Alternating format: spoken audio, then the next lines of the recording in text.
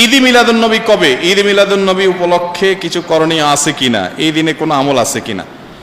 ঈদে মিলাদুন নবী মানে হলো নবীর জন্মের ঈদ, আনন্দ। তো ঈদ থাকলে তো ঈদের নামাজ থাকবে নাকি? তো 12 রবিউল আউয়ালকে যদি আমরা ঈদে মিলাদুন নবী বলি, তাহলে ঈদ তিনটা হইল, ঈদ উল ফিতর, ঈদ উল আজহা আর ঈদে মিলাদুন নবী। তাহলে ঈদ উল আজহা, ঈদ উল ফিতরের তো নামাজ আছে আমরা জানি, ঈদে মিলাদুন নবীর নামাজ কখন আছে? কোনো নামাজ নাই। তো বোঝা গেল যে আসলে ঈদে মিলাদুন নবী নামে কোনো ইবাদতের উপলক্ষ, কোনো অকেশন ইসলামের শরীয়তে কোথাও নাই। তবে এটা ঠিক, এই কথাগুলো আমরা বললে আমাদের কিছু ভাই, যারা আমাদেরই ভাই, মুসলিম ভাই, হয়তোবা তারা মনে কষ্ট পান। তারা মনে করেন যে এরা নবীর দুশ্মন, এদের মনের ভিতরে নবীর মহব্বত নাই, নবীর ভালোবাসা নেই। ভাই, নবী সাল্লাল্লাহু আলাইহি ওয়াসাল্লামের জন্ম দিবস উদযাপন করলেই তার প্রতি ভালোবাসা আছে, আর না করলে নাই। এই যোগ বিয়োগ করা এত সহজ, শর্টকাটে হিসাব করার ক্ষমতা আপনারা কে দিছে? এই অধিকার আপনাকে কে দিছে? ব্যাপারটা এরকম হয়েছে যে দেশের প্রতি আমার ভালোবাসা আছে কিনা। আপনি আমার দল করেন, তাই আমি বলবো আপনি দেশপ্রেমিক। আপনি আমার দল করেন না, তা আপনি দেশদ্রোহী। ব্যাপারটা সেরকম হয়ে গেল না ভাই? আমার দেশপ্রেম জাহির করার জন্য আপনার দল করে তাই প্রমাণ করতে হবে, এটা যেরকম অযৌক্তিক, ঠিক একইভাবে নবী করিম সাল্লাল্লাহু আলাইহি সাল্লামের জন্ম দিবস উদযাপন করে তার প্রেম, তার ভালোবাসা জাহির করতে হবে, এটাও এরকম অযৌক্তিক। দেখুন, আমরা একটু ঘাটাঘাটি করি ভাই। আজকাল তো আলহামদুলিল্লাহ অনেক সহজ হয়ে গেছে। আপনি একটু অনলাইনে একটু সার্চ দেন, জন্মদিবসের জন্ম কবে, জন্মদিবস উদযাপনের জন্ম কবে।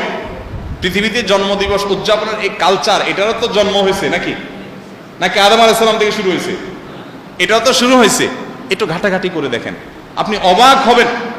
খ্রিস্টানরা পর্যন্ত তাদের ধর্মীয় ভাবে জন্মদিবস উদযাপন করাটাকে তারা নিষিদ্ধ করেছে।